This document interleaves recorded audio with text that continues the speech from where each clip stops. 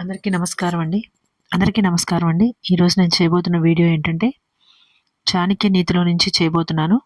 అదేంటంటే కనుక ధనం లేకుంటే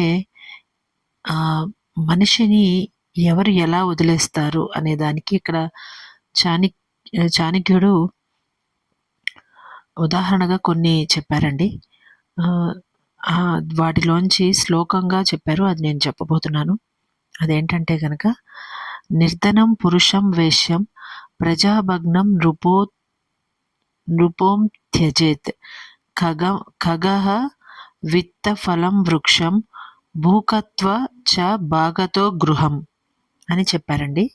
అదేంటంటే కనుక ధనం లేకపోతేనట ఎప్పుడు దగ్గరికి వచ్చే ఒక వేశ్య, అలవాటైన వేశ్య కూడా దగ్గరికి రానివ్వదట. అలాగే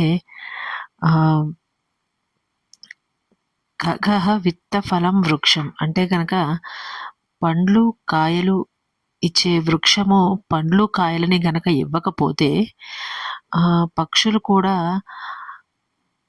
ఆ ఒక వృక్షాన్ని విడిచి వెళ్ళిపోతాయట. అది ఎలా అంటే గనక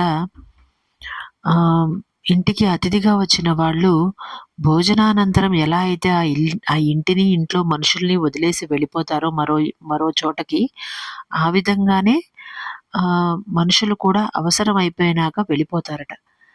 దాన్ని ఎలా అయితే వేశ్య వెళ్ళిపోతుందో వదిలేసి అనే విషయాన్ని చెప్పారో ఇంకా ఇంకొకటి కూడా ఇచ్చారండి. ఏంటంటే గనక ప్రజలు కూడా రాజు శక్తిహీనుడైతేనో లేకపోతే రాజు యొక్క పరిస్థితి బాగోకపోతేనో అలాగే వదిలేస్తారట, మర్యాద ఇవ్వరట. ధనం లేకుంటేనో లేదంటే ఆ రాజు శక్తిహీనుడైతేనో ప్రజలు కూడా రాజుని వదిలేస్తారట. త్యజించడం అని చెప్పారు కదా, ప్రజాభగ్నం నృపోన్ త్యజేత్ అని చెప్పారు కదా, అదనమాట.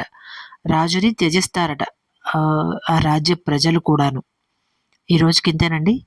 నా వీడియోలు అందరికీ నచ్చితే కనుక లైక్, షేర్ అండ్ సబ్స్క్రైబ్ చేయగలరు. మరి వీడియోతో మళ్ళీ కలుద్దాం. నమస్కారం.